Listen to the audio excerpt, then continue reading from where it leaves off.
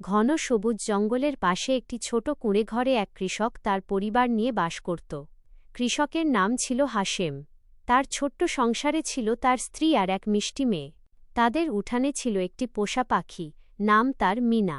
প্রতিদিন বিকেলে হাশেমের ছোট মেয়ে মিনার সাথে খেলত। কৃষক আর তার স্ত্রী উঠানে বসে মেয়ের খেলা দেখে হাসত। কৃষক বাজারে যাওয়ার উদ্দেশ্যে ঘন জঙ্গলের পথ দিয়ে রওনা হল।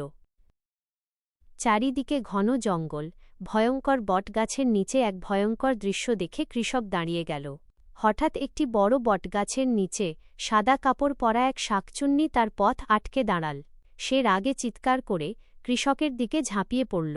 শুরু হল ভয়ঙ্কর লড়াই। লড়াই করতে করতে শেষমেশ শাকচুন্নি মাটিতে আছড়ে পড়ল। কৃষক আর এক মুহূর্ত দেরি না করে দ্রুত বাড়ির দিকে ফিরে এল। স্ত্রী দৌড়ে এসে বলল, কি হয়েছে?